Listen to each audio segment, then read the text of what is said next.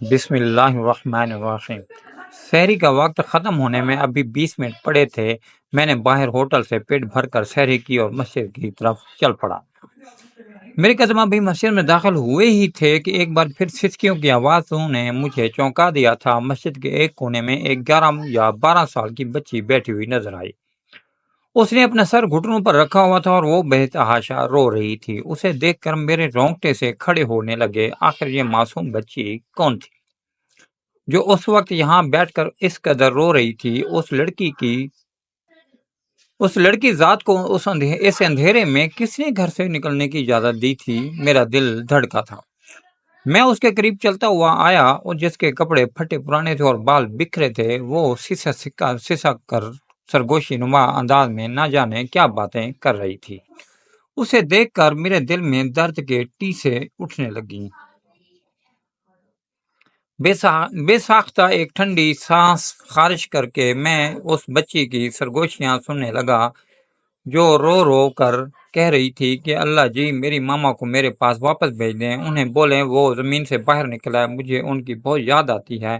وہ جب ہوتی تھی تو بہت پیار کرتی تھی، مجھے کبھی بھی نہیں مارتی تھی، میری پسند کا کھانا بنا کر دیا کرتی تھی، مگر نئی والی ماما مجھے بالکل بھی پیار نہیں کرتی، وہ ہر بات پر مجھے مارنے لگتی ہیں۔ اللہ جی آپ میری پرانی ماما واپس کر دیں۔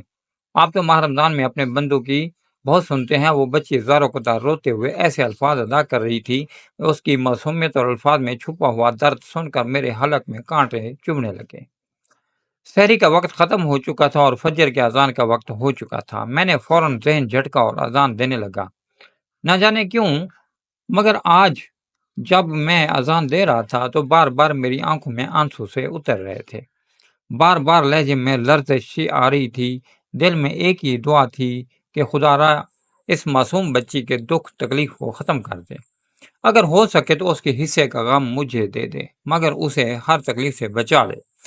میں اذان دے کر جب واپس مڑا تو میری آنکھوں سے آنسو برس رہے تھے۔ میں ہچکی باندھے وہیں بیٹھ کر رونے لگا۔ دل میں اس بچی کا درد مجھے اس قدر محسوس ہو رہا تھا کہ میں بیان نہیں کر سکتا۔ شاید اس لیے کہ میری اپنی کوئی اولاد نہیں تھی۔ میں 20 سال سے بے اولاد تھا، میری بیوی ماں تھی، مگر اس کے باوجود میں نے کبھی اولاد کی خاطر دوسری شادی نہ کی۔ میں اٹھا اور اس بچے کے پاس واپس جانے لگا، مگر جب مسجد کے صحن میں آیا تو وہاں وہ بچی موجود نہ تھی، وہ جا چکی تھی۔ میں باہر تک دیکھنے گیا، مگر نمازیوں کا جھرمٹ مسجد میں داخل ہو رہا تھا، وہ بچی نہ جانے کہاں جا چکی تھی۔ خیر نماز کا وقت تھا اور میں نے فوراً نماز ادا کی۔ نہ جانے کیسے ظالم لوگ تھے جنہیں اتنی معصوم ننھی کلیوں پر ذرا بھی رحم نہیں آتا تھا اور وہ ان پر ظلم کیا کرتے تھے۔ شاید یہ بھی قیامت کی نشانیوں میں سے ایک تھی۔ خیر میں نماز پڑھنے کے بعد کچھ دیر وہیں بیٹھا رہا اور پھر گھر کی جانب بوجھل قدموں سے چلا آیا۔ گھر آیا تو میری بیوی ابھی تک سو رہی تھی۔ اس کا تو معمول ہی یہی تھا، وہ ماہ رمضان میں بھی نہ روزہ رکھتی اور نہ ہی کوئی نماز پڑھتی۔ میں اسے بہت سمجھاتا مگر اسے اپنی آخرت کی کوئی فکر نہیں تھی، وہ تو دن چڑھے تک سوتی رہتی۔ میں نے کچھ دیر کلام پاک پڑھا اور پھر کام پر نکل گیا۔ سارا دن میرا دھیان اس بچی کی جانب ہی رہا۔ مغرب سے پہلے میں کام سے چھٹی لے کر گھر آ چکا تھا۔ ماہ رمضان میں فجر اور مغرب کے اذان میں خود محلے کی مسجد میں دیا کرتا تھا۔ افطاری کے وقت میں مسجد میں جا پہنچا تھا۔ میں نے ایک بار پھر مسجد میں متلاشی نظروں سے اسے دیکھا، شاید وہ بچی یہاں موجود ہو، مگر وہ یہاں نہیں تھی۔ خیر میں نے افطاری کی اور نماز ادا کی اور یوں ہی واپس جانے کے لیے پلٹا تو مسجد کے بڑے دروازے کے باہر جہاں نمازی جوتے اتارا کرتے تھے وہاں وہی بچی بیٹھی ہوئی تھی۔ وہ اپنے پیر کے تلوؤں کو زمین پر لگائے بغیر بیٹھی تھی۔ اس کی آنکھوں میں آنسو تھے، وہ رو رہی تھی، بار بار اپنی آنکھوں میں آئے آنسو صاف کرتی اور پھر ایک نظر اپنے پیروں پر ڈالتی۔ اس کے پیروں کے نیچے سرخ اور سیاہ نشان بنے تھے، ایسے لگتا تھا جیسے اس بچے کے پیر جلائے گئے ہوں اور ننگے پیر چل کر آنے کی وجہ سے اس کے زخموں میں مٹی جا چکی تھی۔ اس بچی کو جب میں نے اس حالت میں دیکھا تو میرے رونگٹے کھڑے ہو گئے، میری آنکھوں میں پانی ابھرنے لگا۔ وہ بچی اپنے ہی دھیان میں بیٹھی تھی اور اپنے پیروں سے مٹی صاف کرنے کی کوشش کر رہی تھی۔ وہ درد سے سسک رہی تھی اور روتے ہوئے ایک بار پھر خدا سے بات کرنے میں مشغول تھی۔ وہ روتے ہوئے کہنے لگی، اللہ جی آج میں آپ کے گھر اندر نہیں آ سکتی۔ اماں کہتی تھی مسجد اللہ تعالیٰ کا گھر ہوتا ہے، میں آج ان پیروں کے ساتھ مسجد میں داخل نہیں ہو سکتی، ورنہ آپ کا یہ گھر آلودہ ہو جائے گا۔ آپ میری بات یہیں سے سن لیں، میری دعا کو قبول کر لیں۔ مجھے اور کچھ نہیں چاہیے، شاید جیسے ہی میرے پیر ٹھیک ہو جائیں گے میں دوبارہ مسجد میں کے اندر بیٹھ کر آپ سے دعا مانگوں گی۔ اس بچی کے معصومیت بھرے لہجے میں اس قدر درد تھا کہ میری آنکھیں چھلک پڑی۔ وہ بچی اتنی معصومیت سے اپنے اللہ پاک سے دعا مانگ رہی تھی کہ میرا دل بھر آیا۔ کس قدر پاکیزہ لہجہ تھا، نہ کوئی منافقت تھی اور نہ ہی کوئی لالچ۔ وہ ایک بار پھر روتے ہوئے کہنے لگی، میری امی کو بولیں کہ وہ قبر سے باہر آ جائیں، وہ زمین سے باہر آ کر دوبارہ میرے پاس رہنے لگے۔ ان کے بغیر تو مجھے نیند بھی نہیں آتی۔ میری دوسری امی مجھے کھانا نہیں دیتی، میں بھوکی پیاسی بیٹھی رہتی ہوں اور وہ مجھے بات بات پر مارتی رہتی ہے۔ آج بھی اس نے مجھے جلدی جلدی سارے گھر کا کام کرنے کو کہا تھا، مگر میں نہ کر سکی کیونکہ میری طبیعت خراب تھی۔ مگر اس کے باوجود میری نئی ماں نے مجھے بہت مارا ہے اور پھر اپنے پاس بٹھا کر جلتے ہوئے کوئلے میرے پیروں پر لگائے اور بولی کہ اب تم تیز بھاگ بھاگ کر کام کیا کرے گی۔ مجھے بہت درد ہوا تھا، میں چلاتی رہی تھی مگر میری مدد کو کوئی بھی نہیں آیا۔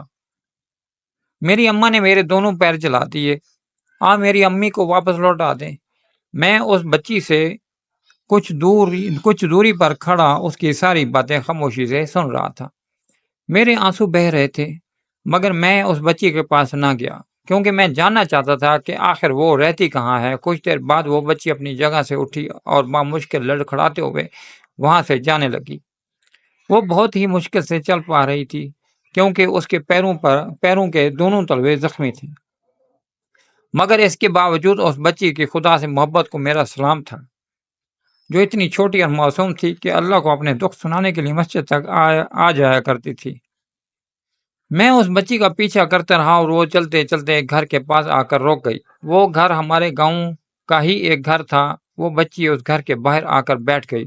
اس نے دروازہ کھٹکھٹانے کی کوشش نہیں کی تھی، شاید اس لیے کہ اندر موجود شخص ایک بار پھر آگ بگولا ہو جائے گا۔ میں کچھ دوری پر کھڑا یہ سارا ماجرا دیکھ رہا تھا کہ تبھی دروازہ کھلا اور ایک عورت باہر نکلی۔ وہ انتہائی موٹی اور بھاری بھرکم جسامت کی مالک عورت، شاید وہ اس معصوم بچی کی ماں تھی۔ اس نے جیسے ہی اس بچی کو گھر کے باہر دیکھا تو وہ تیوری چڑھائے اسے دیکھنے لگی اور پھر کمر پر ہاتھ رکھ کر بولی، تو کہاں مر گئی تھی؟ کیا تجھے پتا نہیں کہ گھر کے کام بھی کرنے ہیں؟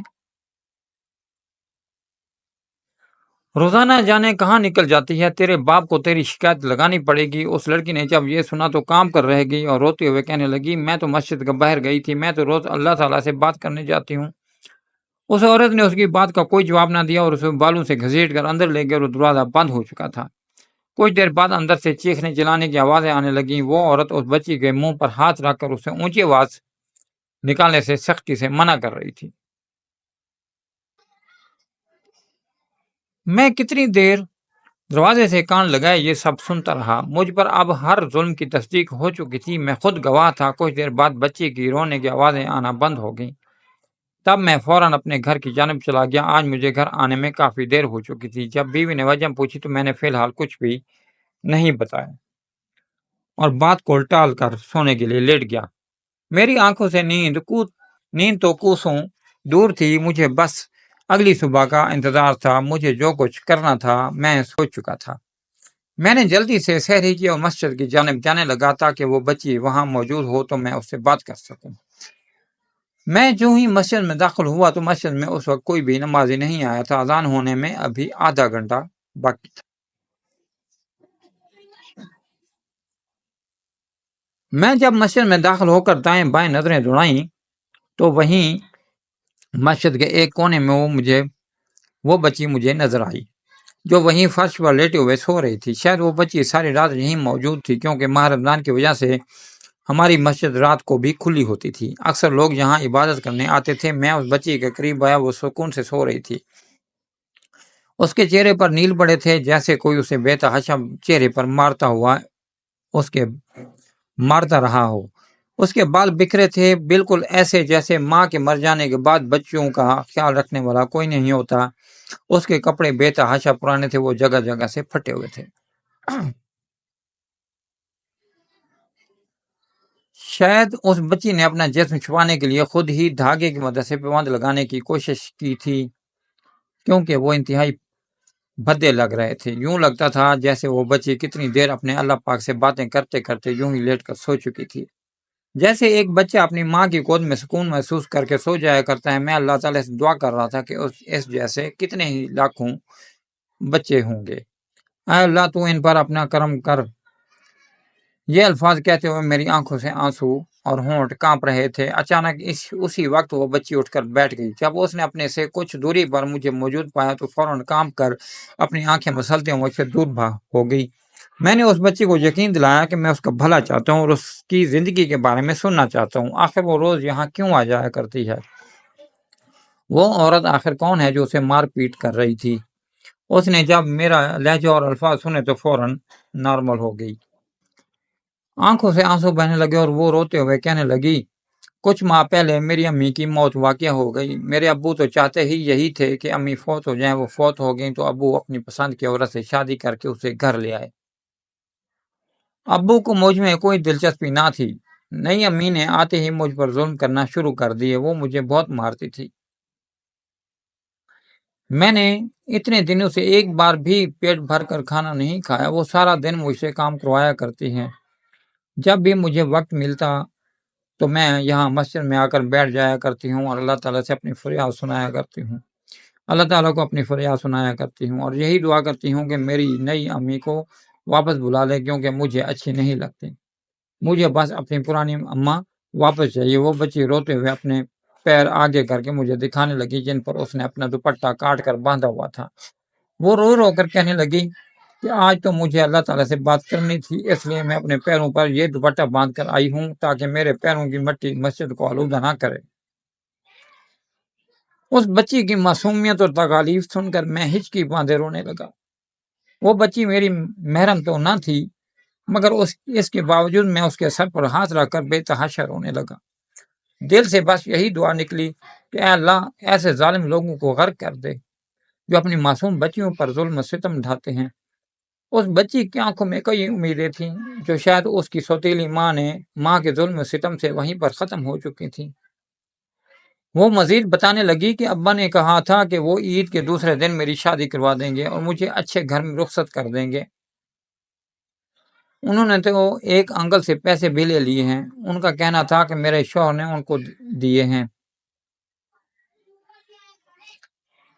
اس بچے کی یہ باتیں سن کر میرے ہوش اڑ چکے تھے۔ وہ انسان اس قدر ظالم بھی ہو سکتا ہے؟ پہلے اس کی سوتیلی ماں اس پر اس قدر ظلم ڈھاتی رہتی تھی اور اب اس کا سگا باپ بھی اس کے ساتھ ایسا ظلم کرنے لگا تھا۔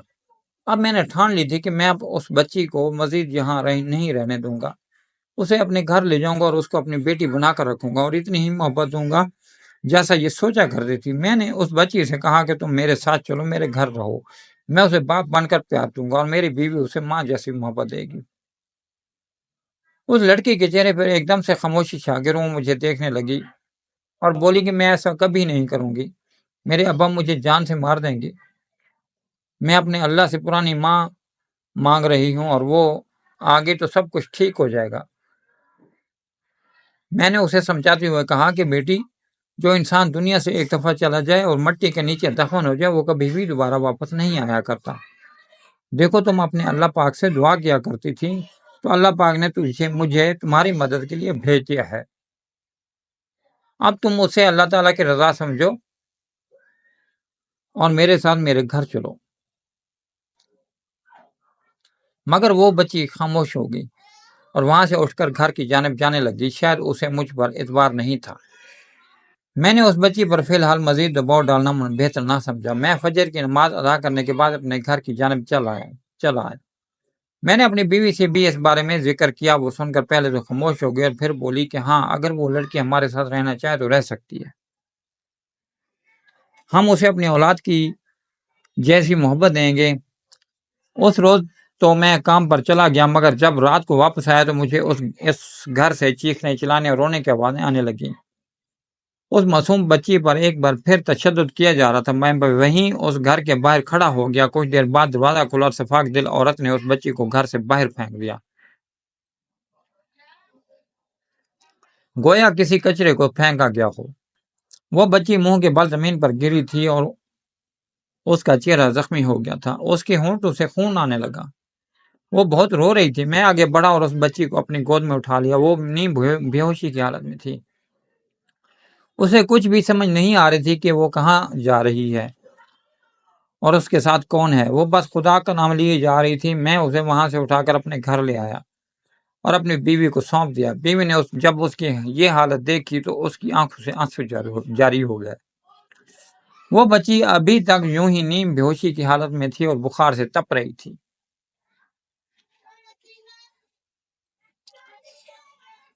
میں نے اور میری بیوی نے فیصلہ کر لیا تھا کہ اب ہم یہاں نہیں رہیں گے بلکہ شہر میں چلے جائیں گے۔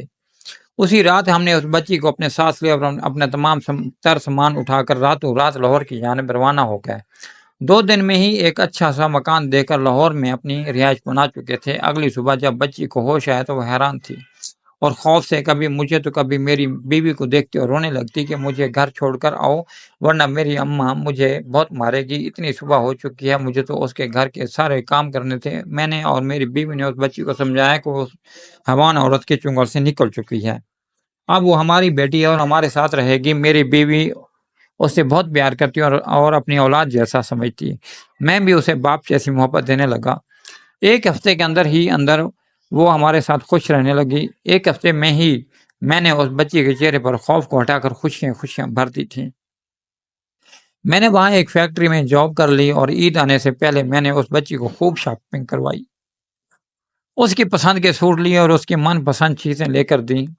چند ماہ ایسے ہی گزر گئے اور ہماری زندگی تو جیسے خوشیوں سے بھر چکی تھی۔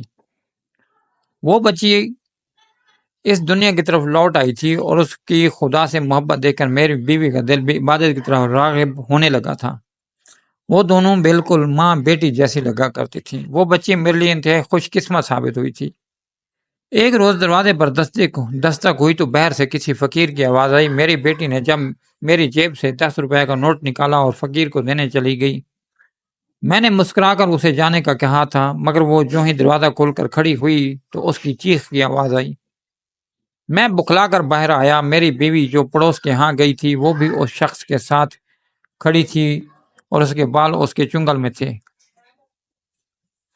وہ میری بیوی کو بالوں سے پکڑے ہوئے اب میری بیٹی کی جانب ہاتھ بڑھا کر بولا، میں تم پر کیس کروں گا کہ تم میری بیٹی کو اغوا کر کے لے آئے ہو۔ شور شرابہ سن کر وہاں موجود لوگ اکٹھے ہو چکے تھے۔ میں نے اپنی بیوی کو چھڑایا تو اس نے میری بیٹی کو پکڑ لیا۔ در حقیقت وہ اس بچی کا اصل باپ تھا جو اسے ڈھونڈتے ڈھونڈتے یہاں تک آ گیا تھا۔ میری بیٹی جو بالکل کسی پھول کی مانند کھلی ہوئی تھی، اپنے حقیقی باپ کو دیکھ کر اس کا رنگ زرد پڑ چکا تھا۔